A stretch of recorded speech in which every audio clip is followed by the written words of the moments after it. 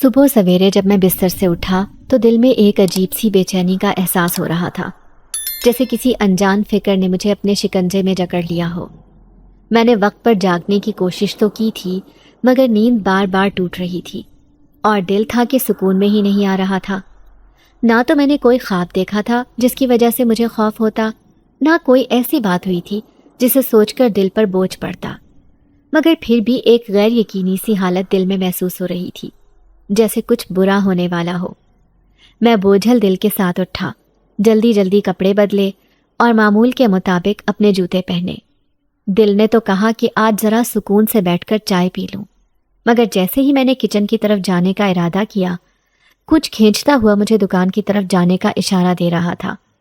یہ بات سمجھ نہیں آ رہی تھی کہ آخر یہ کیسی کیفیت ہے۔ امی بھی میرے چہرے پر پڑے خوف کو دیکھ کر تھوڑی حیران ہوئی اور پوچھا، بیٹا خیر تو ہے؟ کچھ پریشان لگ رہے ہو؟ میں نے انہیں تسلی دی کہ بس یوں ہی رات کو نیند پوری نہیں ہوئی، مگر دل تھا کہ کچھ اور ہی کہانی کہہ رہا تھا۔ گھر سے دکان کا فاصلہ تقریباً 15 سے 20 منٹ کا تھا، اور میں ہمیشہ کی طرح آج بھی پیدل ہی چل پڑا۔ راستے میں جب محلے والوں کو دیکھتا تو جی چاہتا کہ انہیں روک کر اپنا حال دل بیان کروں، مگر پھر یہ سوچ کر رک گیا کہ وہ کیا کہیں گے کہ بھلا صبح صبح کیا بات لے کر بیٹھ گیا ہوں۔ محلے کے کچھ دکاندار اور روزمرہ کے لوگ بھی سلام دعا کے لیے راستے میں ملے۔ میں نے مسکرا کر ان کا حال پوچھا اور دل میں اپنے خوف کو دبائے رکھا، جیسے خود کو یقین دلانے کی کوشش کر رہا ہوں کہ سب کچھ ٹھیک ہے۔ بازار میں داخل ہوا تو ارد گرد دکاندار اپنی اپنی دکانیں کھولنے کی تیاری کر رہے تھے۔ ہر چہرے پر صبح کی تازگی اور معمول کے کاموں میں مشغولیت تھی، مگر میرے دل میں اب بھی بے چینی کا سناٹا چھایا ہوا تھا۔ جیسے ہی میری دکان قریب آئی، میری سانسیں کچھ اور تیز ہو گئیں اور میرے قدم خود بخود رک سے گئے۔ دل نے زور سے دھڑکنا شروع کر دیا۔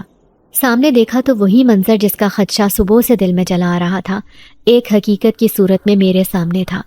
دکان کا تالا ٹوٹا ہوا تھا اور شٹر آدھا اوپر اٹھا ہوا تھا۔ میری آنکھیں حیرت اور خوف سے پھیل گئیں۔ میں کچھ لمحے کے لیے وہیں کھڑا رہا، سمجھ نہیں آ رہا تھا کہ کیا کروں۔ دل کی دھڑکن جیسے رک سی گئی تھی۔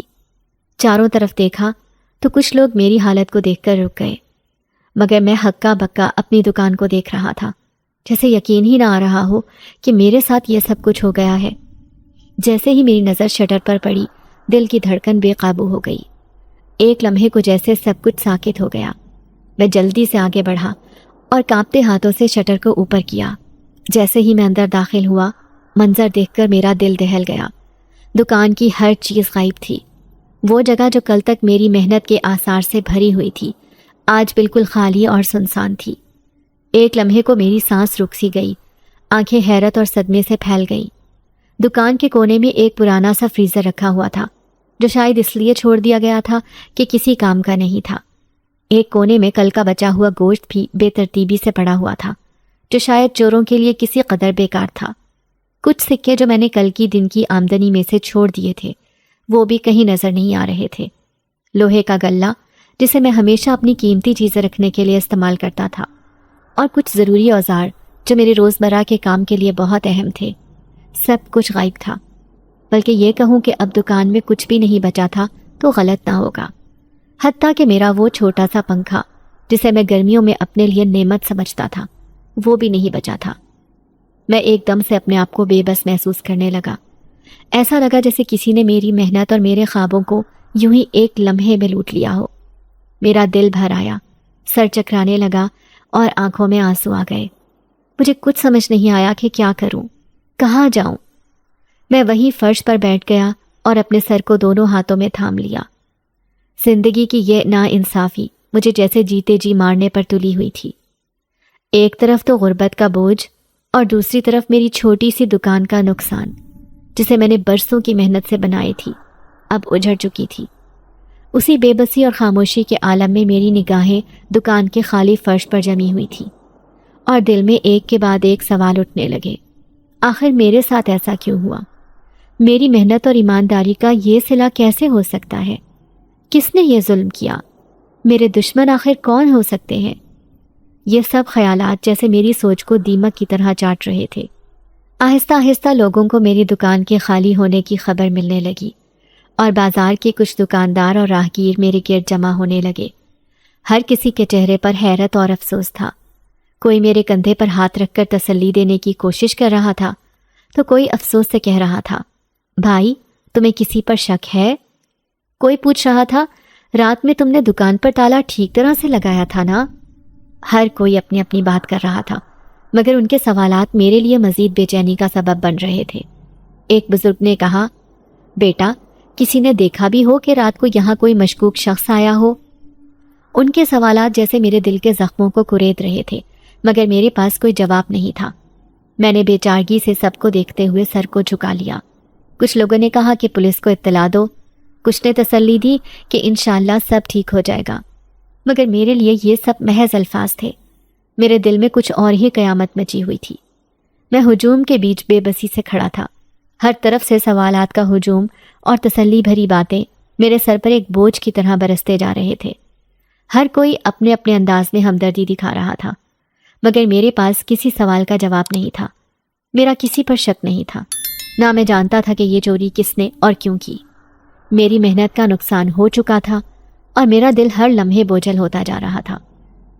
اچانک میری نظر ایک جانب پڑی جہاں سے ایک کالے اور سفید رنگ کی بلی آہستہ آہستہ چلتی ہوئی میری طرف آ رہی تھی۔ وہ بلی جو روز میرے پاس آ کر گوشت کے ٹکڑے لے کر کھاتی تھی، آج بھی وہ بھوک سے بے چین نظر آ رہی تھی، مگر آج کی صورتحال بالکل مختلف تھی۔ آج میرے پاس اسے دینے کے لیے کچھ بھی نہیں تھا۔ میری دکان تو جیسے اجڑ چکی تھی، وہاں کچھ باقی نہ تھا جس سے میں اس کی بھوک مٹا سکتا۔ میں نے بے بسی سے اس کی طرف دیکھا، جیسے وہ میرا حال سمجھ رہی ہو، اور ایک لمحے کو ہماری نظریں آپس میں ٹکرا گئیں۔ بلی کی آنکھوں میں ایک عجیب سی چمک تھی، جیسے وہ میری تکلیف کو جان گئی ہو۔ اس کا انداز بھی آج کچھ الگ ہی تھا، شاید وہ میرے دل کی گہرائیوں تک پہنچ گئی تھی۔ وہ کچھ دیر تک یوں ہی مجھے دیکھتی رہی، پھر اچانک اس نے اپنے آپ کو مجھ سے موڑ لیا اور آہستہ آہستہ ہجوم میں چلتی ہوئی ایک شخص کے پاس جا کر رک گئی۔ وہ شخص جو ہجوم میں خاموشی سے کھڑا تھا۔ بلی اس کے قدموں کے پاس بیٹھ گئی اور اس کے پیروں کو اپنی چھوٹی چھوٹی تھپکیوں سے چھونے لگی۔ پہلے تو میں نے سوچا کہ شاید یہ محض ایک عام حرکت ہے، مگر جلد ہی بلی نے وہاں عجیب سا شور مچانا شروع کر دیا۔ اس کی آواز اونچی اور مسلسل تھی، جیسے کچھ کہنا چاہتی ہو، جیسے کسی راز کو بیان کرنا چاہتی ہو، مگر وہاں موجود کسی کو اس کی زبان سمجھ نہیں آ رہی تھی۔ لوگ حیرت سے اس کی طرف دیکھنے لگے، مگر بلی بدستور اسی شخص کے قدموں کے پاس بیٹھ کر زور زور سے آوازیں نکال رہی تھی۔ میں چپ چاپ اس بلی کی حرکات کو غور سے دیکھتا رہا۔ اس کی آنکھوں میں کچھ تھا جو کسی راز کی پردہ داری کر رہا تھا۔ دل میں ایک عجیب سا احساس جاگا کہ شاید یہ بلی کچھ جانتی ہے، شاید اس کے شور میں میری بربادی کا کوئی راز چھپا ہوا ہے۔ میں نے بلی کی نظروں کو اور اس کی آوازوں کو غور سے سننے کی کوشش کی۔ یوں لگ رہا تھا جیسے وہ کچھ ایسا بتانا چاہتی ہے جو میں ابھی تک نہیں سمجھ پایا۔ بلی کی حرکت میں ایک مقصدیت تھی، ایک سوچا سمجھا ہوا عمل، جیسے وہ جانتی ہو کہ اسے کیا کرنا ہے۔ وہ شخص جس کے قدموں کے پاس بلی بیٹھی تھی، اس کی نظریں بھی اب بلی پر مرکوز ہو گئی تھیں، مگر وہ شخص بلی کی آوازوں پر کوئی رد عمل ظاہر نہیں کر رہا تھا، بس یوں ہی خاموشی سے کھڑا تھا، جیسے کوئی بات سمجھنے کی کوشش کر رہا ہو، کیا شاید کسی راز کو اپنے اندر چھپائے ہوئے تھا۔ آہستہ آہستہ مجھے محسوس ہوا کہ بلی میری مدد کرنا چاہتی ہے۔ اس کی نظریں بار بار میری طرف اٹھتی تھیں، جیسے وہ اشارے دے رہی ہو کہ میں اس کے شور کی طرف دھیان دوں۔ میری نظروں نے اس کے رویے کو مزید غور سے دیکھنا شروع کر دیا۔ ہجوم میں کچھ لوگ اس صورتحال کو دیکھ کر ہنسی مذاق کرنے لگے۔ کوئی بلی کو چھیڑنے کی کوشش کر رہا تھا تو کوئی اسے چپ کرانے کے لیے پتھر اٹھانے کی بات کر رہا تھا، مگر میں نے اپنی توجہ اس بلی پر مرکوز رکھی۔ جیسے ہی میری سوچ میں یہ خیال آیا کہ شاید بلی کے شور میں میری مدد کا کوئی پیغام چھپا ہوا ہے، میرا دل بے قابو ہو گیا۔ بلی کی زبان تو میں نہیں سمجھ سکتا تھا، مگر دل میں یہ یقین پیدا ہو چلا تھا کہ وہ مجھے کچھ بتانا چاہتی ہے، اور یہ کہ شاید میری بربادی کی کہانی کا کوئی سرا اس بلی کی حرکات میں پوشیدہ ہے۔ میرا نام فضل بخش ہے اور میری عمر اس وقت 30 برس ہے۔ میں پیشے کے اعتبار سے ایک کسائی ہوں، شادی شدہ آدمی ہوں۔ گھر میں 3 بچے ہیں، ایک بوڑھی بیمار ماں ہے اور ایک بیوی ہے جس کے اوپر سارے گھر کی ذمہ داری ہے۔ میری بیوی میرے ان حالات میں بھی میرے ساتھ ہمیشہ کھڑی رہی۔ میرا کرائے کا گھر ہے جس کا ہر مہینے کرایہ ادا کرنا ہوتا ہے۔ اس کے علاوہ بچوں کے 100 طرح کے اخراجات ہیں جو اس مہنگائی کے دور میں پورے کرنا میرے لیے بے حد مشکل ہوتا جا رہا ہے۔ میں آج کل اسی وجہ سے بے حد پریشان رہتا ہوں، کیونکہ ایک تو بوڑھی بیمار ماں کا علاج کروانا اور اس کے اوپر ان کی دوائیوں کے اخراجات بے حد ہوش ربا ہیں، پھر گھر کا کرایہ، بل اور اس کے علاوہ بچوں کی تعلیم اور دیگر ضروریات کا خیال رکھنا بھی بہت مشکل ہوتا جا رہا ہے۔ میں چونکہ کسائی کے علاوہ اور کوئی کام نہیں جانتا، اسی لیے اپنے ہی محلے کے ایک چھوٹے سے بازار میں میری کسائی کی دکان ہے۔ وہاں پر اتنا گوشت بک جاتا کہ میرا گزارا ہو رہا تھا، لیکن میری بیوی اکثر مجھے کہتی کہ آپ کو چاہیے کہ کوئی اور کام بھی ساتھ کریں، سارا دن دکان پر بیٹھے رہتے ہیں، گاہک تو 2-4 ہی آتے ہیں، اس سے بہتر ہے آپ کوئی اور کام بھی ساتھ کر لیں تاکہ آمدنی کے ذریعے میں اضافہ ہو۔ میری بیوی کی بات بالکل درست تھی۔ میں پریشان ہو کر اسے کہتا، تم ہی کہو زلیخا، میں کیا کام کروں؟ اور کوئی کام تو مجھے آتا نہیں، اور کہیں پہ میں نوکری نہیں کر سکتا۔ سمجھ نہیں آتی کس طرح اس مہنگائی کے جن پر قابو پاؤں۔ میں رو دینے والا ہو جاتا تھا، کیونکہ جتنے پیسے میں روز کما رہا تھا اس سے زیادہ تو خرچے میں نکل جاتے تھے، جن کی بدولت میں بے حد پریشان رہنے لگا تھا۔ میری بیوی حالانکہ غیر ضروری اخراجات کے لیے مجھے پریشان نہیں کرتی تھی، بہت سارے معاملات میں وہ اپنے دل کو دبا لیتی تھی۔ وہ میری محدود آمدنی ہونے کے باوجود بھی اس میں سے بھی پیسہ بچانے کی کوشش کرتی، اور میں اس کی یہ کوشش اور جد و جہد دیکھتا۔ وہ اکثر اپنی ضرورت کی چیزوں کو ختم کر دیتی تھی، اپنے لیے وہ کچھ بھی نہ خریدتی، میرے اور بچوں کے لیے لے آتی۔ میں اس کی اس قربانی کا دل سے معترف تھا اور سمجھتا تھا کہ اس نے اپنے طور پر میرے لیے بہت ساری آسانیاں پیدا کی ہیں۔ زلیخا کے ساتھ میری شادی کو 12 برس گزر چکے ہیں۔ ہم دونوں ایک دوسرے کے ساتھ بے حد خوش تھے۔ میری کم آمدنی ہونے کے باوجود میری بیوی میرا بہت خیال رکھتی اور مجھے ہر ممکن طریقے سے پریشانیوں سے بچانے کی کوشش کرتی، لیکن میں جانتا تھا کہ وہ اس سارے میں تھک جاتی ہے۔ وہ ہمیں خوش رکھنے کے چکر میں اپنی خوشی کو بھول جاتی ہے۔ یہی وجہ تھی کہ میں اس کے تھکے ہوئے چہرے کو دیکھ کر اپنے آپ میں پشیمانی محسوس کرتا اور دل میں دعا کرتا کہ کبھی تو میں بھی اسے خوشیوں کی زندگی دوں گا، کبھی تو وہ بھی مجھ سے خوش ہو جائے گی اور اپنی مرضی سے اپنی زندگی جیے گی۔ لیکن نہ جانے وہ دن کب آتا۔ میری کسائی کی دکان ہی بہت مشکل سے چل رہی تھی۔ یہی وجہ تھی کہ میں اس کے تھکے چہرے کو دیکھ کر اپنے آپ میں پشیمانی محسوس کرتا اور دل میں دعا کرتا کہ کبھی تو میں بھی اسے خوشیوں کی زندگی دوں گا، کبھی تو وہ بھی مجھ سے خوش ہوگی اور اپنی مرضی سے اپنی زندگی جیے گی۔ لیکن نہ جانے وہ دن کب آتا۔ میری کسائی کی دکان ہی بہت مشکل سے چل رہی تھی، یہاں پر بڑی مشکل سے گزارا ہو رہا تھا، لیکن میری بیوی ہر حال میں اللہ کا شکر ادا کرتی اور مجھے بھی اس کی تلقین کرتی۔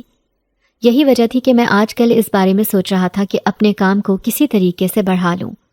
اگرچہ کسائی کے کام میں اتنا زیادہ منافع نہیں ہے، تو میں سوچ رہا تھا کہ سبزی یا پھل کا کام شروع کر دوں، کیونکہ وہ تو روزانہ کی بنیاد پر چاہیے ہی ہوتا ہے۔ گوشت تو امیر لوگ ہی پکاتے ہیں اور وہی کھاتے ہیں، اسی لیے میں اس بارے میں سنجیدگی سے سوچ رہا تھا۔ میں جب دکان پر آتا تو روزانہ ایک بلی جو کالے اور سفید رنگ کی تھی وہ کچھ دیر کے بعد میری دکان پر آ جاتی اور وہیں پر میرے پھٹے کے نیچے آ کر بیٹھ جاتی۔ میں اسے دیکھ رہا ہوتا تھا۔ جیسے ہی کوئی گاہک آتا تو میں اسے گوشت بناتے ہوئے اس بلی کو کچھ گوشت ڈال دیتا۔ وہ گوشت کھاتی اور میری طرف اس طرح دیکھتی جیسا میرا شکریہ ادا کر رہی ہو۔ میں بھی اسے مسکرا کر دیکھتا اور کچھ دیر کے بعد وہ چلی جاتی۔ یہ اس بلی کا روز کا معمول تھا۔ وہ کچھ دیر کے لیے آتی اور پہلے گاہک کے ساتھ ہی وہ اپنے گوشت کا حصہ لیتی اور وہاں سے چلی جاتی۔ اس بلی کے معمول میں کبھی فرق نہیں آیا تھا، حالانکہ میں حیران ہوتا تھا کہ کیسے اسے خبر ہو جاتی ہے کہ میں دکان پر آ گیا ہوں، اور کیسے وہ پہلے گاہک کے بعد ہی دکان سے چلی جاتی ہے، چاہے گاہک فوراً آ جائے یا بہت دیر تک نہ آئے۔ وہ بلی وہیں پر بیٹھی انتظار کرتی رہتی تھی اور وہ تب تک میاؤں بھی نہیں کرتی تھی جب تک گاہک نہیں آتا تھا۔ اس سے پہلے نہ تو وہ مجھ سے گوشت مانگتی تھی اور نہ ہی مجھے کچھ کہتی تھی، اور میں بے حد حیران ہوتا تھا کہ ایک جانور ہو کر وہ کیسے اس طرح صبر کر رہی ہے اور کیسے اتنے صبر سے گاہک کا انتظار کر رہی ہے۔ وہ بلی روز مجھے حیران کرتی تھی، میں اسے دیکھتا رہ جاتا تھا۔ ہم دونوں کے بیچ ایک انجانا سا رشتہ بن چکا تھا، اور اس رشتے کی وجہ سے میں ہمیشہ اس کا منتظر رہتا۔ دکان کھولنے کے کچھ دیر بعد ہی جب وہ آ جاتی تو مجھے اطمینان سا ہو جاتا، اور پھر جب پہلا گاہک آتا تو وہ اپنا حق مانگتی اور میں خوشی سے اس کا حق اسے دے دیتا۔ شروع میں جب وہ میرے پاس آتی تھی تو میں اسے بھگا دیتا تھا اور اسے ڈپٹ دیتا تھا، لیکن وہ پھر بھی یہاں سے جاتی نہیں تھی۔ نہ جانے کیا بات تھی، وہ چپ چاپ آ کر میرے پھٹے کے نیچے بیٹھ جاتی اور منتظر رہتی۔ آہستہ آہستہ مجھے بھی اس کی عادت ہوتی گئی اور میں بھی اس کا منتظر رہنے لگا۔ آج جب میں دکان پر آیا تو آگے سے دکان کے ٹوٹے ہوئے تالے اور کھلے شٹر نے میرے حواس مختل کر دیے تھے۔ میری دکان پر چوری ہو چکی تھی اور میں بے حد پریشان تھا۔ میں پریشانی کے عالم میں فرش پر ہی بیٹھ گیا اور اپنا سر دونوں ہاتھوں میں تھام لیا۔ پہلے ہی کوئی کم مشکلات نہیں تھی، جب ایک نئی مصیبت گلے پڑ چکی تھی، اور اس بات کی وجہ سے میں بے حد آزردہ ہو رہا تھا۔ لیکن کیا کرتا؟ کیسے پتا چلا تھا کہ یہ چوری کس نے کی ہے؟ حالانکہ وہ سامان تو بہت کم داموں کا تھا، لیکن پھر بھی میرے لیے تو جیسے کل حیات تھا۔ اور پرانا سا فریزر بھی بے شک چند ہزار کا تھا، لیکن اب اس کے بغیر میں کیا کروں گا؟ یہاں پر دکان پر اس طرح بیٹھنے کا کوئی فائدہ نہیں تھا۔ بازار کے لوگ اپنے اپنے مشوروں سے نواز رہے تھے۔ کوئی کہہ رہا تھا پولیس میں رپورٹ لکھواؤ، کوئی کہہ رہا تھا کہ بازار کی دکانوں سے CCTV کیمرے کی ریکارڈنگ لے لو، اور کوئی کچھ اور کہہ رہا تھا۔ ہر ایک کی اپنی زبان تھی، لیکن میں چپ چاپ سب کو سن رہا تھا، کیونکہ ان میں سے میں کچھ بھی نہیں کر سکتا تھا۔ ان سب کو کرنے کے لیے سفارش چاہیے تھی، پولیس میں رپورٹ کروانے کے لیے ہاتھ میں پیسے ہونے چاہیے تھے، اور میرے پاس ابھی ایک پھوٹی کوڑی بھی نہیں تھی۔ اسی وجہ سے میں بے حد پریشان تھا۔ اتنے میں وہ بلی آئی اور وہ بھی اسی ہجوم کا حصہ بن گئی۔ میں نے نظریں اٹھا کر دیکھا تو اس بلی کی آنکھوں میں میرے لیے رحم دکھائی دے رہا تھا۔ وہ ہجوم کی باتیں سن رہی تھی، اور تبھی ایک دم وہ آگے بڑھی اور ایک شخص کے پیروں میں لپٹ گئی اور زور زور سے آوازیں نکالنے لگی۔ اس کی آوازیں کچھ الگ ڈھنگ سے تھیں، جیسے وہ مجھے کچھ بتانا چاہتی ہے، لیکن میں سمجھ نہیں پا رہا تھا۔ تبھی میں نے غور کیا تو وہ شخص بلی کو اپنے پیروں سے دور کرنے کی کوشش کر رہا تھا۔ وہ شخص کوئی اور نہیں، میری ہی دکان کے سامنے موجود ایک چھوٹے سے ڈھابے کا مالک تھا۔ وہاں پر وہ چائے کا ڈھابا چلاتا تھا اور اکثر میری اور اس کی انبن ہوئی رہتی تھی۔ اس وقت اس بلی کا اس کے پیروں سے لپٹ کر اس طرح رونا اور اونچی اونچی آوازیں نکالنا مجھے اپنی طرف متوجہ کر رہا تھا، اور تبھی مجھے اندازہ ہوا کہ جیسے وہ کوئی غیبی مدد ہے، جیسے یہ کوئی غیبی اشارہ ہے۔ وہ بلی مجھے کچھ بتانے کی کوشش کر رہی ہے۔ تبھی میں نے اس بلی کو اپنے قریب بلایا اور آہستہ سے کہا، کیا یہی وہ شخص ہے جس نے چوری کی ہے؟ میرے کہنے پر بلی نے ایک دم اپنے چہرے کو میرے ہاتھ پر سہلانا شروع کر دیا، اور میں سمجھ گیا یہ کام اسی شخص کا ہے۔ تبھی میں ایک دم اٹھ کھڑا ہوا اور کہا، میں جان گیا ہوں کہ چوری کس نے کی ہے۔ میں اس کے خلاف پولیس میں نہیں جاؤں گا۔ اگر اس کے اندر ذرا سی بھی غیرت باقی ہوئی تو وہ خود سارا سامان واپس یہاں پر چھوڑ کر جائے گا۔ پیسے اور گوشت بے شک وہ خود رکھ لے، لیکن میرا سارا سامان یہاں پر واپس پہنچا دے۔ میرے لیے وہ سب کچھ بہت قیمتی ہے، اور اس کے بغیر میں یہ دکان نہیں چلا سکتا۔ میں نے جب ایسا کہا تو ہجوم حیرت سے میری طرف دیکھنے لگا، لیکن وہ لوگ کچھ بولے نہیں اور چپ چاپ وہاں سے کھسک گئے۔ میں بڑے مطمئن سے انداز میں ادھر بیٹھ گیا اور بلی سے کہا، آج میرے پاس تمہارے لیے کچھ بھی نہیں ہے، میں تمہیں کچھ کھانے کو نہیں دے سکتا۔ میری بات سمجھ کر وہ میرے پیروں میں لوٹ پوٹ ہونے لگی، اور میں اس کی محبت کا انداز سمجھ کر مسکرا دیا تھا۔ کم سے کم مجھے اس بات کا یقین تو ہو گیا تھا کہ یہاں پر کوئی تو اپنا ہے جو اس طرح سے لوٹ پوٹ ہو کر ہم سے محبت کرتا ہے، بے شک وہ بلی ہی کیوں نہ ہو۔ میرے گھر پر بھی کسی نے چوری کی اطلاع کر دی تھی۔ تبھی میری بیوی بڑی پریشان حال سی دکان پر چلی آئی، اور جب میں نے اسے سارا ماجرا کہہ سنایا تو کہنے لگی، اب آپ یہ کسائی کا کام چھوڑ دیں۔ آپ سمجھ تو گئے ہیں، شاید قدرت کی طرف سے ہی کوئی اشارہ ہے۔ آپ کسی اور کام کا سوچیں تاکہ ہمارے گھر کے حالات کچھ بہتر ہو جائیں۔ بچے دوسرے بچوں کو دیکھ کر بہت زیادہ ضد کرتے ہیں اور طرح طرح کی فرمائشیں کرتے ہیں۔ میں انہیں بہلا بہلا کر تھک گئی ہوں۔ آپ کوئی اور کام کریں گے تو شاید اسی طرح ہماری آمدنی میں اضافہ ہوگا اور ہم بچوں کی ضروریات کو پورا کر سکیں گے۔ اپنی بیوی کی بات کو میں نے خاموشی سے سنا، لیکن سچ تو یہ تھا کہ میرا اور کوئی بھی کام کرنے کا ارادہ نہیں تھا۔ یہ دکان میرے باپ دادا کی تھی اور میں اسے ختم نہیں کرنا چاہتا تھا۔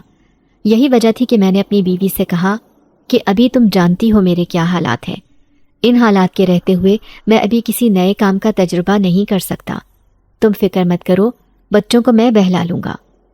اپنی بیوی کو میں نے تسلی دے کر گھر بھیج دیا تھا اور خود بھی شام کو دکان کے تالے کھلے چھوڑ کر واپس گھر آ گیا تھا، کیونکہ مجھے یقین تھا کہ وہ شخص میرا سامان واپس دکان پر رکھ دے گا، اور اگلے دن ایسا ہی ہوا۔ میں جو اٹھ کر نماز پڑھنے کے بعد دکان پر آیا تو دیکھا کہ میری دکان کا شٹر تھوڑا سا اٹھا ہوا تھا۔ میں دل میں تسبیح کرتا ہوا دکان کے اندر داخل ہوا تو وہاں پر میرا سارا سامان اسی طرح موجود تھا جیسے پہلے پڑا ہوا تھا۔ وہ دیکھ کر میرے ہونٹوں پر ایک ہلکی سی مسکراہٹ آ گئی۔ میں جان گیا تھا کہ وہ شخص ڈر گیا تھا، اور اسی ڈر کے پیش نظر اس نے سارا سامان واپس رکھوا دیا تھا۔ آج میں نے ذبح خانے سے کچھ گوشت ادھار لے لیا تھا، کیونکہ ابھی میرے پاس پیسے نہیں تھے، اس لیے مجھے ادھار مل گیا کیونکہ میں ان کا پرانا گاہک تھا۔ آج نہ جانے کیا بات ہوئی، دکان پر بہت رونق لگی اور کافی گاہک آئے۔ شام تک تقریباً سارا گوشت بک چکا تھا۔ جو تھوڑا سا بچا تھا میں نے سوچ لیا تھا کہ یہ گوشت بچوں کے لیے گھر لے جاؤں گا، اسی لیے میں وہ باقی بچا ہوا گوشت گھر پر لے آیا۔ اور آج تو بچوں نے بھی خوب خوشی منائی، کیونکہ کتنے دنوں کے بعد میں گھر پر گوشت لانے کے قابل ہو سکا تھا۔ بچے بے حد خوش تھے، اور میری بیوی کے چہرے پر بھی بچوں کو خوش دیکھ کر ایک خوشی کا احساس جاگ رہا تھا۔ میں بھی مطمئن سا ہو گیا تھا۔ اب بھی وہ بلی روز میری دکان پر آتی اور اسی طرح مجھ سے گوشت لے کر جاتی، لیکن پھر اس نے اچانک آنا چھوڑ دیا تھا، اور اس کے نہ آنے سے میں بے حد اداس رہنے لگا تھا۔ مجھے یوں لگ رہا تھا جیسے میری دکان کی برکت ختم ہو گئی ہے، لیکن پھر بھی میری دکان پر گاہکوں کا رش تو ہوتا تھا، لیکن میں اس بلی کا انتظار کرتا، اور وہ نہیں آتی تو میں اس کا حصہ الگ کر کے رکھ دیتا۔ ایک دن ایک بڑی خوبصورت سی عورت میری دکان پر آئی۔ اس نے سفید رنگ کا لباس پہن رکھا تھا، ہلکی ہلکی سبزی مائل آنکھیں تھیں جو دیکھنے میں بہت ہی خوبصورت معلوم ہو رہی تھی۔ میں اس عورت کو دیکھ کر ٹھٹک سا گیا۔ آج سے پہلے کبھی اتنی خوبصورت عورت میں نے نہیں دیکھی تھی، اور پھر نہ ہی کبھی اسے اس محلے میں دیکھا تھا۔ میں نے اسے ادب سے سلام کیا تو وہ کہنے لگی، مجھے گوشت چاہیے، صاف ستھرا اور کافی زیادہ مقدار میں چاہیے۔ اس عورت نے اپنا مدعا بیان کیا تو میں نے خوش ہوتے ہوئے کہا، جی جی آپ کو مل جائے گا، کتنا چاہیے اور کیسا چاہیے؟ اس نے اپنی خواہش کے مطابق اور ضرورت کے مطابق مجھ سے گوشت بنوایا، اور تقریباً میری دکان کا آدھا گوشت لے گئی۔ میں بے حد خوش ہوا تھا، کیونکہ آج پہلی بار کوئی گاہک اتنا سارا گوشت لے کر گیا تھا۔ مجھے اس بات کا اطمینان تھا کہ اب وہ مستقل مجھ سے گوشت لینا شروع کر دے گی، کیونکہ اسے گوشت کافی پسند آیا تھا۔ اب وہ عورت اکثر روز آنے لگتی اور مجھ سے کافی گوشت لے کر جاتی، اور اکثر مجھے زیادہ پیسے دے کر جاتی۔ ایک دو بار میں نے اسے کہا بھی کہ آپ نے رقم زائد دے دی ہے، جبکہ وہ کہنے لگی، باہر جو بڑا بازار ہے وہاں پر اتنے روپے کلو کے حساب سے ملتا ہے، آپ گوشت کے نرخ کم لگا رہے ہیں۔ میں باہر بڑے بازار سے پہلے لیتی تھی، اسی کے مطابق آپ کو پیسے دے رہی ہوں۔ مجھے ان کا گوشت پسند نہیں آتا تھا، اس لیے میں نے آپ کی دکان سے گوشت لینا شروع کر دیا۔ آپ کا گوشت کافی اچھا ہوتا ہے۔ اس عورت کی بات نے مجھے کافی حیران کیا، کیونکہ ہر کوئی بڑے بازار سے شاپنگ کرنا پسند کرتا ہے، لیکن وہ بڑا بازار چھوڑ کر میرے پاس آنے لگی۔ ایک دن اسی طرح وہ میری دکان پر آئی تو بڑی جانی پہچانی سی لگ رہی تھی۔ تبھی میں نے اسے کہا، کیا اس سے پہلے بھی آپ میری دکان پر آتی تھی؟ کیا اس سے پہلے بھی کبھی آپ نے مجھ سے گوشت خریدا ہے؟ میری بات سن کر وہ مسکرا دی اور کہنے لگی، ہاں میں پہلے بھی آپ کی دکان پر آتی رہی ہوں۔ اس عورت کے کہنے پر میں نے حیرانی سے اس کی طرف دیکھا اور پوچھا، وہ کیسے؟ میں نے تو کبھی آپ کو نہیں دیکھا ماں سوائے ان چند دنوں کے، لیکن پھر بھی ایسا لگتا ہے جیسے آپ بہت جانی پہچانی سی ہیں اور اپنی اپنی سی لگتی ہیں۔ میں نے اس عورت سے پوچھا تو وہ مسکرا دی اور کہنے لگی، آپ کو وہ بلی یاد ہے جو روز آپ کی دکان پر آتی تھی گوشت لینے کے لیے، اور اب کچھ دنوں سے وہ نہیں آ رہی؟ اس عورت کی بات سن کر میں ایک دم چونک گیا اور کہا، جی ہاں وہ تو روز آتی تھی، لیکن نہ جانے اب کیا بات ہے، وہ نہیں آ رہی، اور اس کے نہ آنے سے میں بے حد پریشان ہوا ہوں۔ مجھے اس کی عادت ہو گئی تھی، میں روز اس کا حصہ الگ کر کے رکھتا ہوں، لیکن وہ آتی ہی نہیں۔ کیا وہ بلی آپ کی ہے؟ میں نے اس عورت سے پوچھا تو وہ مسکرا دی اور کہنے لگی، نہیں وہ بلی میری نہیں ہے، بلکہ میں ہی وہ بلی ہوں۔ اس کے اس طرح کہنے پر میں نے حیرت سے اس کی طرف دیکھا اور پوچھا، آپ وہ بلی کیسے ہو سکتی ہیں جبکہ آپ تو ایک عورت ہیں؟ میرے حیرانی سے کہنے پر وہ بے ساختہ ہنس دی اور کہنے لگی، فضل بخش، میں ایک جنزادی ہوں اور جنات کی ملکہ ہوں۔ میرا تعلق جنات کی دنیا سے ہے۔ میں بہت عرصے سے اس دکان پر آ رہی ہوں اور یہاں پر آپ سے بلی کے روپ میں ہمدردی پانے کی کوشش کرتی رہی ہوں، کیونکہ میں جانتی ہوں آپ کے گھر کے حالات بہت خراب ہیں۔ آپ کی بیمار ماں، چھوٹے چھوٹے بچے اور بیوی کا بوجھ آپ کے سر کے اوپر ہے، اور اس کے علاوہ آپ کے باپ کا چھوڑا ہوا کچھ قرضہ بھی ہے جو آپ کو چین نہیں لینے دے رہا تھا۔ میں جاننا چاہتی تھی کہ آپ کس طرح سے حالات سے گزرتے ہیں، اسی لیے میں نے آپ کی مدد کرنے کا سوچا تھا، لیکن میں یہ جاننا چاہتی تھی کہ کیا آپ کے اندر ہمدردی کے جذبات ہیں یا پھر آپ ایک خود غرض انسان ہیں۔ اسی لیے میں بلی کے روپ میں آپ کی دکان پر آنے لگی۔ اس وقت مجھے ویسے بھی بھوک لگی ہوتی تھی، تو جب میں آپ سے کھانا لے کر کھاتی تو مجھے بہت سکون ملتا، اور میں نے آپ کی مدد کرنے کا فیصلہ کیا۔ اسی لیے اب روز آپ کی دکان پر گوشت لینے آتی ہوں، اور یہ سارا گوشت میں جا کر غریب جنات میں بانٹ دیتی ہوں۔ وہ سب جب یہ گوشت پکاتے ہیں تو بہت دعائیں ملتی ہیں مجھے، اور اس کے لیے میں آپ کی مشکور ہوں۔ آپ کی بدولت مجھے یہ نیکی کرنے کا موقع ملا۔ اس عورت کی باتیں میرے لیے بہت حیران کن تھی، اور میں حیرت سے منہ پھاڑے آنکھیں کھولے اسے دیکھ رہا تھا۔ آپ یہ کیسی باتیں کر رہی ہیں؟ کیا آپ واقعی جن زادی ہیں؟ میں نے خوف سے کانپتے ہوئے لہجے میں اس سے پوچھا، تو وہ کہنے لگی، بالکل، میں واقعی ایک جن زادی ہوں، میرا تعلق جنات سے ہے۔ اس عورت کے یقین بھرے انداز نے میرے اندر خوف کی ایک لہر دوڑا دی، اور میں حیرت سے آنکھیں پھاڑے اسے دیکھتا رہا۔ وہ عورت تو جا چکی تھی، لیکن اس کے جانے کے بعد بھی میں اس کے بارے میں سوچتا رہا۔ وہ ایک جن زادی تھی، اور میں یہ سمجھ نہیں پا رہا تھا کہ وہ واقعی سچ کہہ رہی تھی یا پھر میرے ساتھ کوئی گھناؤنا کھیل کھیل رہی تھی۔ اس دن میں شام کو جلدی گھر لوٹ آیا۔ میرے چہرے پر فکر مندی اور پریشانی کے آثار دکھائی دے رہے تھے۔ میری بیوی نے جب مجھے اس طرح دیکھا تو پوچھنے لگی، کیا بات ہے فضل بخش، آج آپ بے حد پریشان دکھائی دے رہے ہیں، سب خیریت تو ہے؟ اپنی بیوی کے پوچھنے پر میں نے بے ساختہ اس کی طرف دیکھا اور اسے سب کچھ بتا دیا، جسے سن کر وہ بھی بے حد حیران ہوئی اور کہنے لگی، میں نے تو آج تک کبھی یہ نہیں سنا، آخر وہ عورت کون ہے اور کیوں اس نے اس طرح سے آپ سے کہا ہے؟ کیا واقعی جنات روپ بدلتے ہیں؟ کیا واقعی جنات ہوتے ہیں؟ کیا واقعی وہ اس طرح انسانی روپ میں آ کر ہماری دنیا میں ہمارے ساتھ گفتگو کرتے ہیں، ملتے ہیں اور ہم سے محبت رکھتے ہیں؟ کیا واقعی ایسا ہے؟ میری بیوی نے الجھے ہوئے انداز میں مجھ سے بہت سے سوال کر دیے، جبکہ میں حیرت سے اس کے چہرے کی طرف دیکھنے لگا۔ میں سمجھ نہیں پا رہا تھا کہ اب اسے کیا جواب دوں، کیونکہ میں تو خود ان سوالوں کی وجہ سے ہی پریشان تھا۔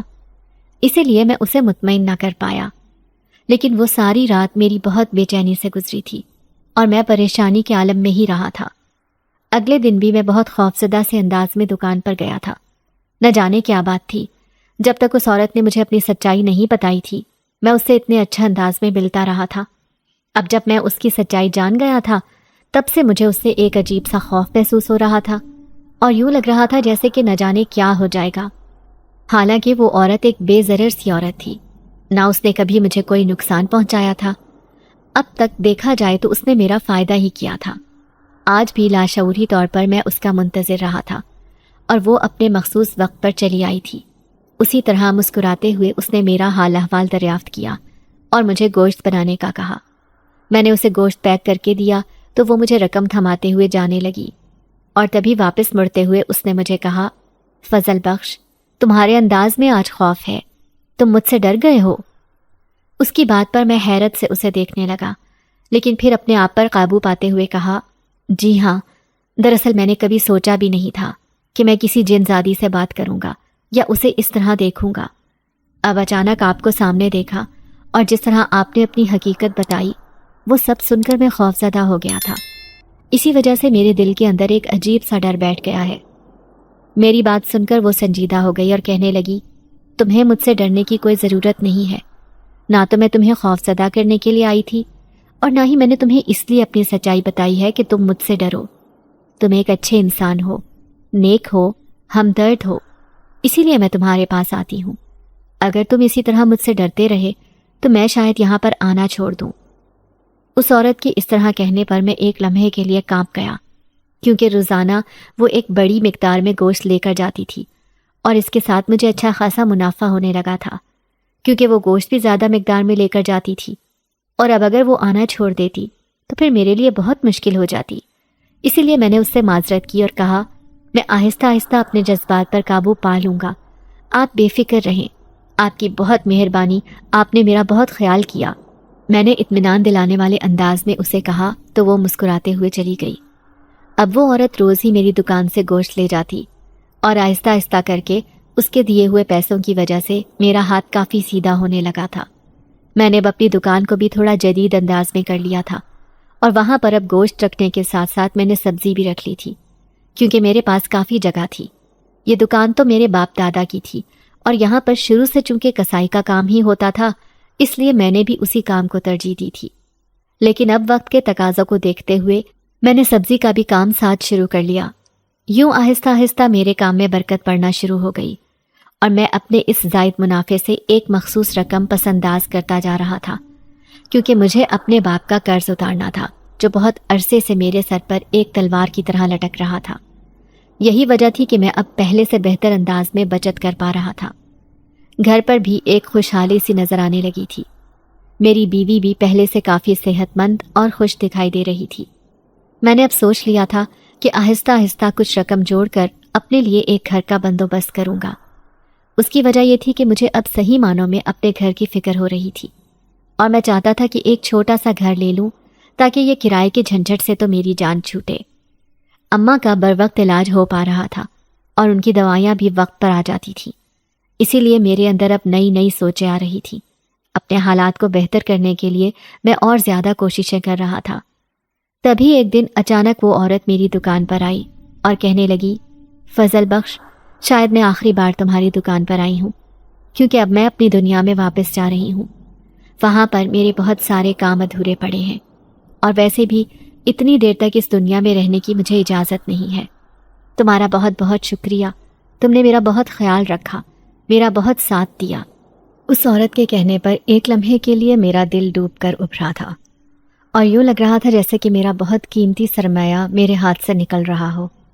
میں نے پریشانی سے اسے دیکھا اور کہا, آپ جا رہی ہیں تو اب گوشت کیسے لیں گی آپ؟ میری معصومیت سے پوچھنے پر وہ کہنے لگی, تم فکر مت کرو, مجھے جب جب گوشت چاہیے ہوگا میں منگوا لوں گی. تم اپنا خیال رکھنا اور اسی طرح محنت سے کام کرنا. وہ عورت آج گوشت لے کر گئی تو ایک لفافہ مجھے جاتے ہوئے تھما گئی. میں بے حد اداس ہو گیا تھا کیونکہ مجھے اس بات کی فکر ہو رہی تھی کہ نہ جانے اب دوبارہ اس سے ملنا ہو یا نہ ہو, نہ جانے اب ایسا گاہک دوبارہ ملنا نصیب ہوگا یا نہیں, یا پھر وہ اتنی دور سے مجھ سے گوشت منگواتی بھی ہے یا نہیں. میں نے بے دلی سے اس لفافے کو اسی طرح جیب میں ڈال لیا, کھول کر بھی نہیں دیکھا کہ اس میں کیا تھا. اس دن میں بڑی سستی سے گھر واپس آیا تھا. میری بیوی نے میرا چہرہ دیکھتے ہی میری پریشانی کو بھانپ لیا تھا اور پوچھنے لگی, کیا بات ہے فضل بخش, آج آپ اداس بھی ہیں اور پریشان بھی ہیں, سب خیریت تو ہے؟ میں نے اس کے چہرے کی طرف دیکھا.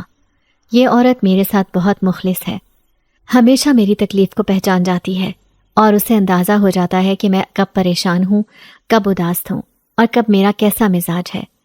تبھی میں نے آہستہ سے اپنی بیوی کا ہاتھ پکڑا اور اسے اپنے سامنے بٹھایا. دراصل بات یہ ہے کہ آج وہ عورت دکان پر آئی تھی اور پھر میں نے زلیخا کو ساری صورتحال کے بارے میں بتا دیا. وہ سب سن کر وقتی طور پر وہ بھی پریشان ہوئی, لیکن پھر کہنے لگی, آپ فکر مت کریں, اللہ مالک ہے, اللہ ہمیشہ ہمارے لیے نئے نئے راستے کھولتا ہے اور مجھے پوری امید ہے کہ اس بار بھی اس نے ہمارے لیے یقیناً کچھ نہ کچھ سوچ رکھا ہوگا. اپنی بیوی کے اس شکر گزاری والے انداز نے مجھے بھی مطمئن کر دیا اور میں جو پہلے پریشان ہو گیا تھا ایک دم مطمئن ہو گیا. تبھی میں جب کپڑے تبدیل کرنے لگا تو ایک دم میرے ہاتھ میں وہ والا لفافہ آ گیا جسے میں نے کھول کر دیکھا بھی نہیں تھا اور میں مکمل طور پر اس کے بارے میں بھول چکا تھا. میں نے جب اسے کھول کر دیکھا تو اس میں ایک اچھی خاصی رقم موجود تھی. گننے پر وہ 5 لاکھ نکلے. وہ رقم دیکھ کر میری آنکھیں حیرت سے کھلی کی کھلی رہ گئیں. میں نے تو اب تک اسے دیکھا بھی نہیں تھا اور یوں ہی لاپرواہی سے گھر لے آیا تھا. میری بیوی نے بھی جب اس رقم کو دیکھا تو بے حد حیران ہوئی اور کہنے لگی, اتنی زیادہ رقم وہ آپ کو دے کر گئی, آخر کیوں؟ جبکہ میں خود بھی اس بات پر حیران تھا کیونکہ میں نہیں جانتا تھا کہ وہ اتنی رقم کیوں دے کر گئی ہے. لیکن پھر بھی میں نے اپنی بیوی سے کہا کہ تم اسے سنبھال کر رکھ لو, میں بعد میں اس کے بارے میں کچھ سوچوں گا. لیکن اندر ہی اندر میں الجھ چکا تھا. وہ گوشت کے پیسے تو نہیں تھے, گوشت کے لیے تو وہ روزانہ مجھے 7 رقم دے جاتی تھی اور آج بھی اگر وہ گوشت لے گئی تھی تو اتنا گوشت تو نہیں تھا کہ 5 لاکھ کا بن جاتا؟ پھر آخر کیا بات تھی جو وہ اتنی رقم دے گئی؟ میری بیوی نے وہ رقم سنبھال کر رکھ دی اور پھر کہنے لگی کہ آپ ضرور اس سے اس رقم کے بارے میں پوچھیے گا، آخر اس نے اتنا بڑا احسان کیوں کیا؟ میری بیوی کے لہجے میں تفکر تھا اور میں خود بھی فکر مند تھا۔ وقت یوں ہی گزرتا رہا تھا، وہ رقم میرے پاس ہی محفوظ تھی۔ دکان پر اب شکر ہے کہ اچھی خاصی فروخت ہو رہی تھی اور میں اپنے اس انداز سے مطمئن تھا۔ میں اکثر اس رقم کے بارے میں سوچتا کہ اس رقم سے اپنے گھر کا بیانہ دے کر اپنے لیے کوئی گھر خرید لوں، لیکن پھر رک جاتا کہ اگر کسی دن وہ عورت رقم لینے کے لیے آ گئی تو میں کیا کروں گا، کیونکہ مجھے اب بھی یہی لگتا تھا کہ وہ غلطی سے مجھے اتنی زیادہ رقم دے گئی ہے۔ لیکن آج اتنے مہینے گزر جانے کے باوجود نہ تو وہ واپس آئی تھی اور نہ ہی اس نے رقم کا تقاضا کیا تھا۔ میری بیوی اکثر اس کے بارے میں پوچھتی تھی اور میں کہتا تھا کہ وہ ابھی تک نہیں آئی۔ اور پھر ایک دن میری دکان پر ایک خط میرے نام آیا۔ میں نے بہت حیران ہو کر اس خط کو پکڑا تھا۔ وہ خط اس عورت کی طرف سے ہی آیا تھا۔